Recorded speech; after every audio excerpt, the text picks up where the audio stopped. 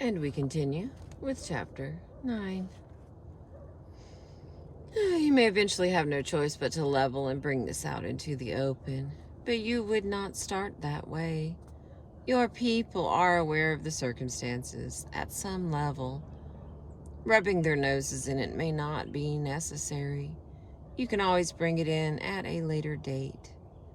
To make a change of this scope work, you need to provide the necessary physical support every inch of the way. There must be people on board to ease the mastering of the new equipment. The equipment and the software must be well chosen and properly installed. And there must be tolerance for transition pains. The fewer resources you have available for providing such support, the more skilled you must be at providing linguistic support. We're all in this together here on the frontier of variety. The best plan, in the sense of removing barriers and letting people move forward uncoerced, is this one. Number 1, give the secretaries their computers without moving them anywhere or changing their status, and give the executives modems. Number 2, pause while everyone adjusts to this stage and learns to use the new equipment and to be comfortable with it.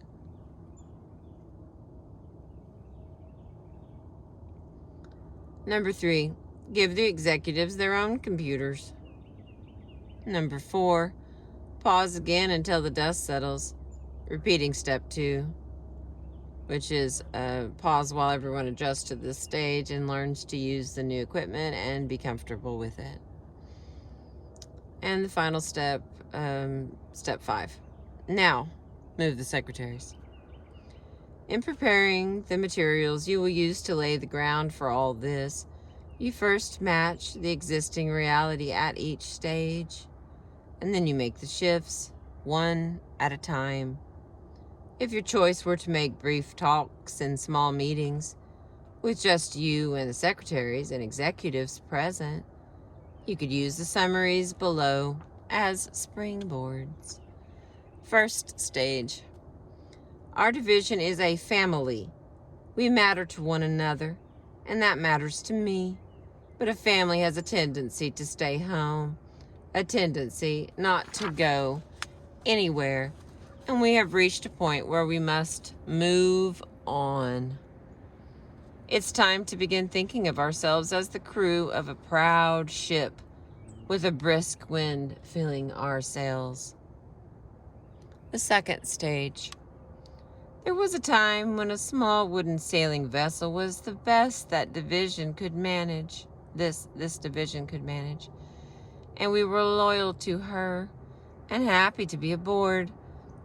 But our voyage has been a successful one, and now we can all climb down the ladders and move to a new ship, a sleek modern vessel with powerful engines. On such a ship, the old sails on which we once depended are no longer useful. Third stage.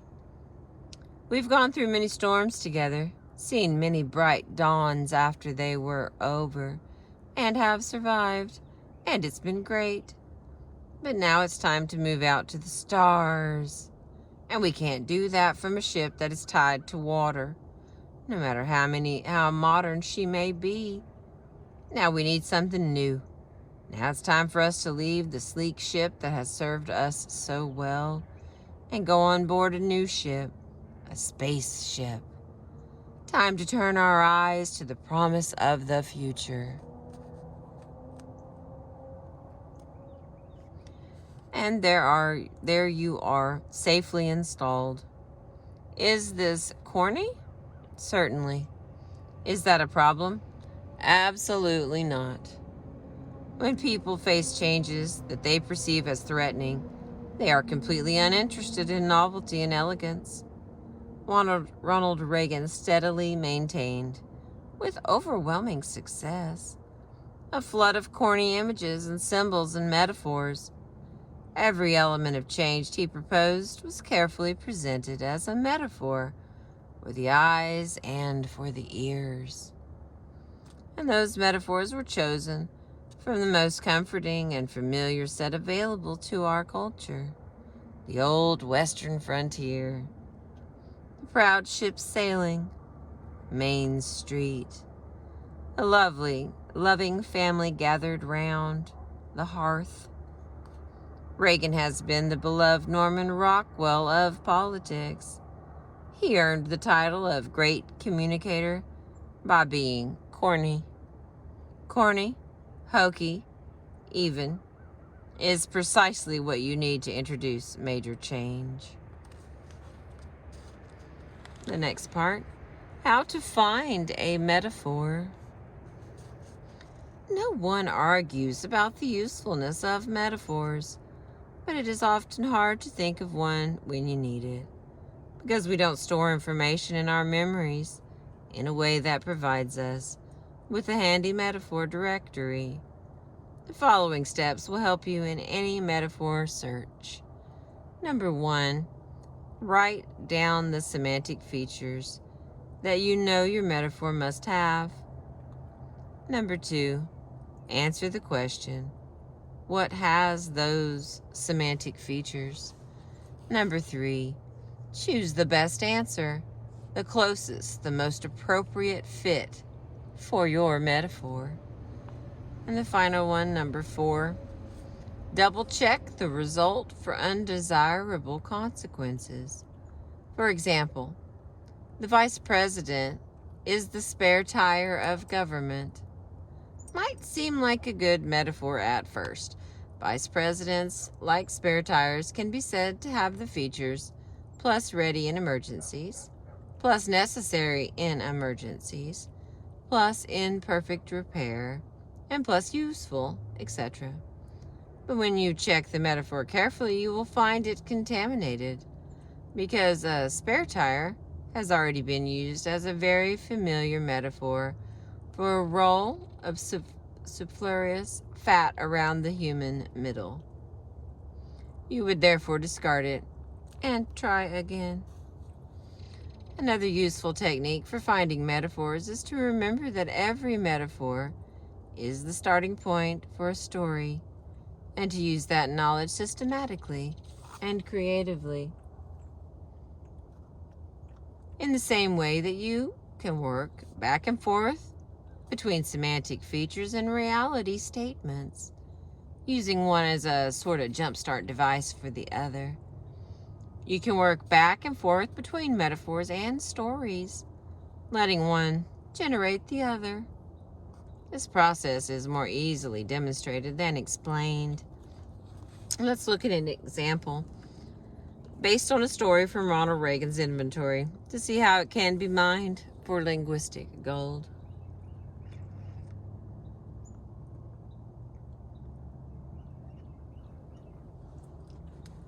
Okay, here we go.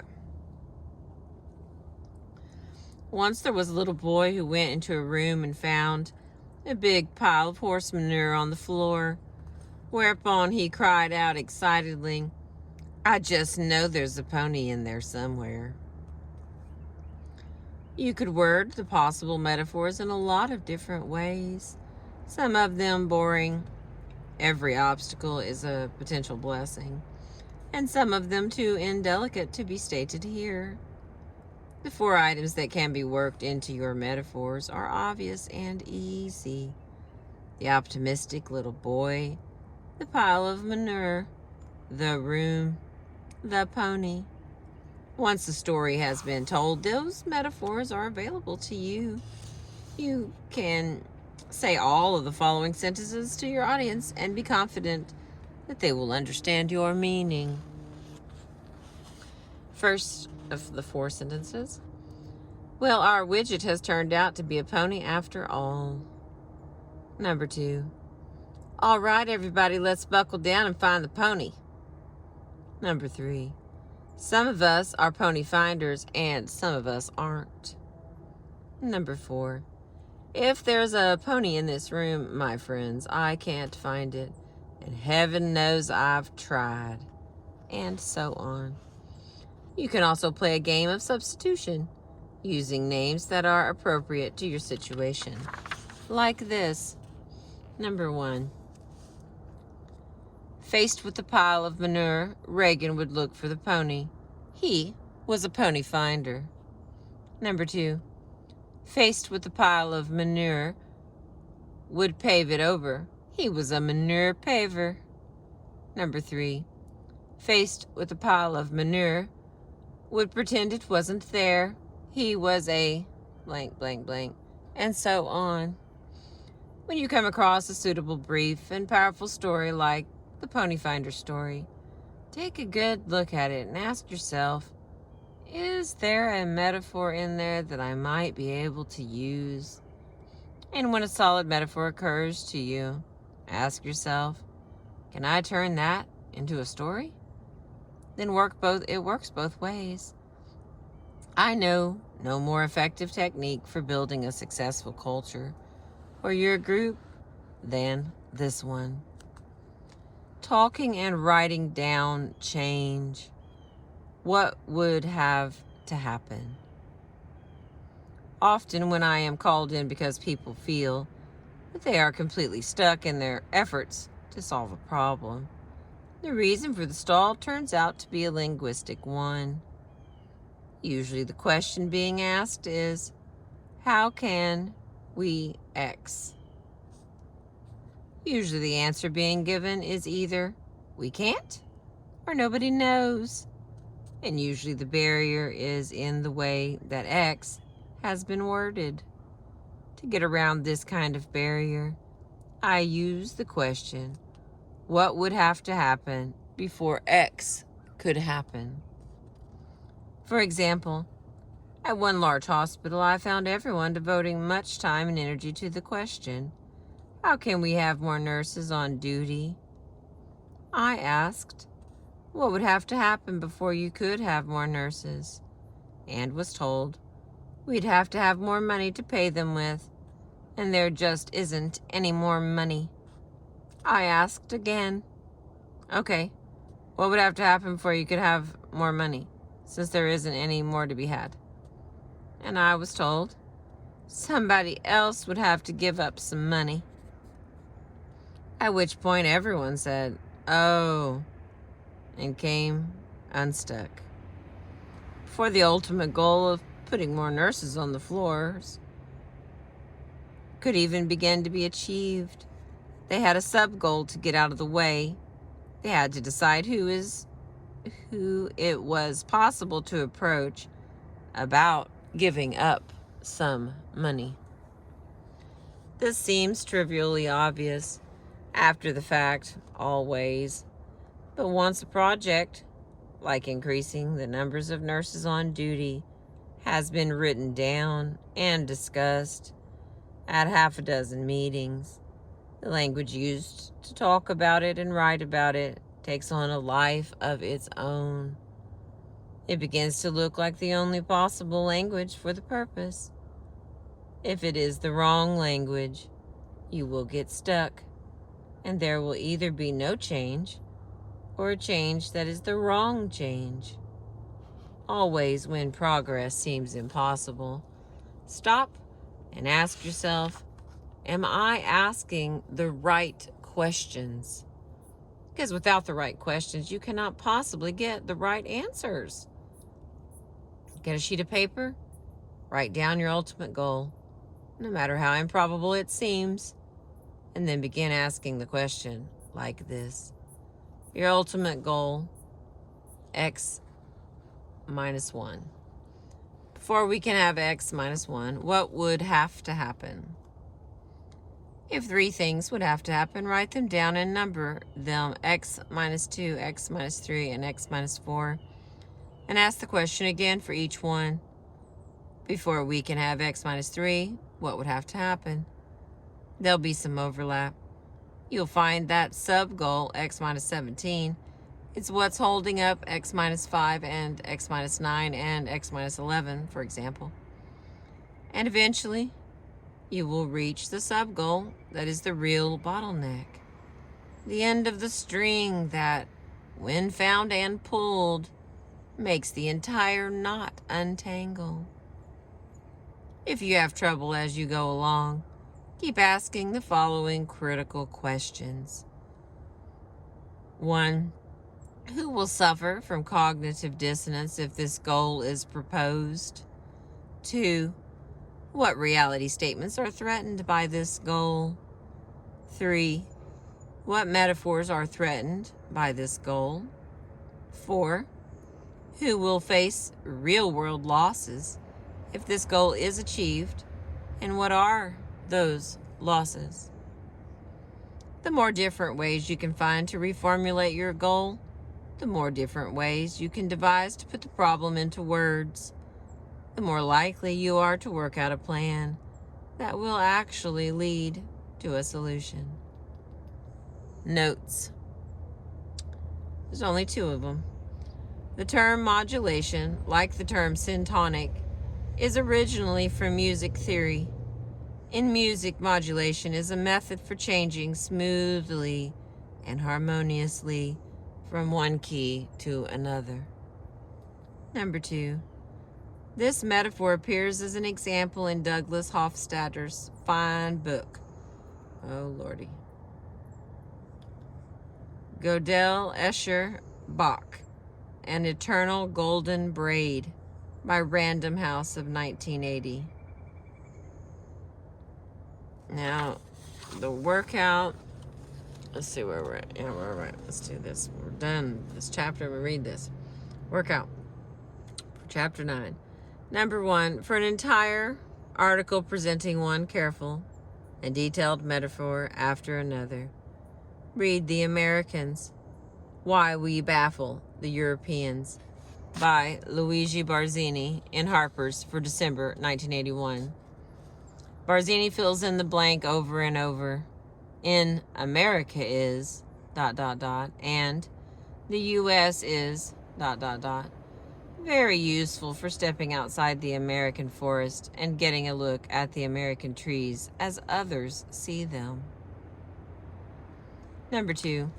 Here is a batch of metaphors that don't work. Find the problem in each one. Can you fix them? Try converting them to stories. A. The liberals are eviscerating that legislation the way a butcher plucks a chicken. By the time it is passed, there will be nothing left but the feathers. Brian Mulroney, quoted in Talking Tory by Mark Abbey in Canadian Forum for March 1984. B. The economy is much like a huge thundercloud, which from the air looks like a large, stable, at times beautiful white mass, but which on the inside contains very large updrafts and downdrafts. David Birch, quoted in The Entrepreneurial Numbers Game by Jay Finnegan in Inc. for May 1986. The next one, C. They kept this thing so close to the vest it was strangled in its crib. Senator Orrin Hatch, quoted in On the Hill Curtain Call by Henry Fairley in the New Republic for September 7th of 1987. D. Portfolio manager Laura Luckenmalone of Japan Fund thinks the Japanese market can be beaten. She flourishes in its racetrack environment. Her strategy is to spot major economic trends and get aboard the best-looking stocks in the industries likely to benefit most. N. Leave It to the Locals by Richard Fallon in Forbes for September 5th of 1988. E. The final one of number 2. What counts in the slaughterhouses is having blood on the floor. Kenneth Montfort of ConAgra's Red Meat Group, quoted in Calling All Hogs by Phyllis Berman and Dana Weschler in Forbes for September 5th of 1988. Berman and Weschler tell us that a modern slaughterhouse is a capital-intensive factory that works on a low margin and, like any factory, requires a steady stream of material moving through it. Presumably, this is what Montfort was trying to explain. And the next one, number 3, in the next section. Ronald Reagan is 2 of America's favorite characters. The nice boy next door and the lovable, opinionated uncle. Time magazine for May 6th of 1985. From The Enigmatic President by Hedley Donovan. How does this triple metaphor work? Can you use it as a pattern and construct, like another one like it? Does it mean that the nice boy next door is the lovable, opinionated uncle? Number 4. If you use one metaphor in two very different stories, the result can be astonishing. Here is an example for your analysis. Mushrooms are grown in cool, dark caves in a rich, nitrogenous soil, and when they grow to size, are harvested. Similarly, officials can keep the potential dissident in the dark, embed him in manure, and as soon as he sticks his head up, cut it off. From Canning Directions, an article by David W. Ewing about ways to fire federal employees in Harper's for August of 1979. Fill in the blanks.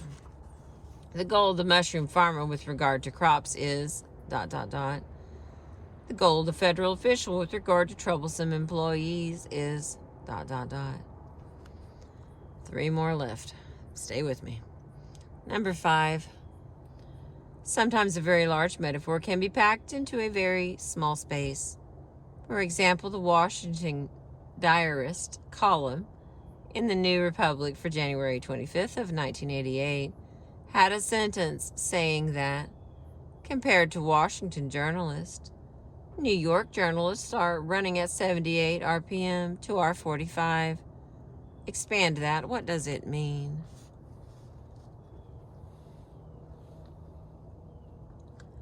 Number 6. Advertising Age for February 22nd of 1988 gave one of its global gallery spaces for creative advertising around the world to a British ad for Perrier. The ad shows a stream of Perrier being poured into a glass from a bottle, and just one word: rainbow.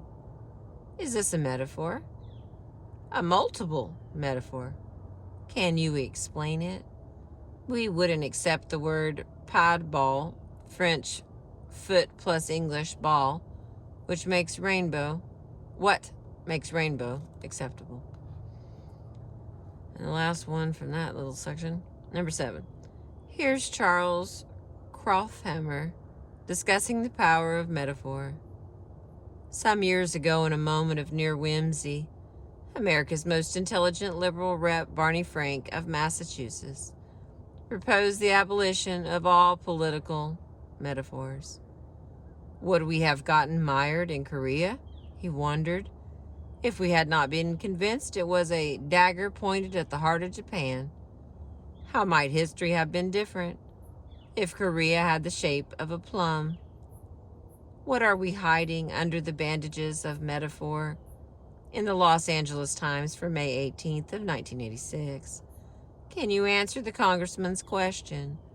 Is it a silly question? Would it be possible to eliminate all political metaphors? If so, would it be desirable? Yeah, the last little tiniest bit, sight bites, and we're finished with 9. Number 1. Come November, Carol will boast a new, darker, more stylish cut, a new collar and shoulders to boot. The transition will be gradual, said Joe Fenton, Carol Wright, Director of Marketing, with 3 different interim portraits so consumers won't be shocked. From a brief report on page 8 of August 15, 1988, Advertising Age, about a plan to update Donnelly Marketing's person icon, Carol Wright, like Betty Crocker. Number 2. Aristotle considered metaphor a sign of genius, believing that the individual who could make unusual connections was a person of special gifts. From the ancient tradition has emerged a working definition of metaphor, the capacity to perceive a resemblance between elements from 2 separate domains or areas of experience and to link them together in linguistic form. This one is from The Child is Father to the Metaphor by Howard Gardner and Ellen Winter in Psychology Today for May 1979. Number 3. The specific skills required of top dogs these days leave little room for the cur to come out. From Facing Up to Executive Anger by Walter Keischel, the third in Fortune for November 16th of 1981. Number 4.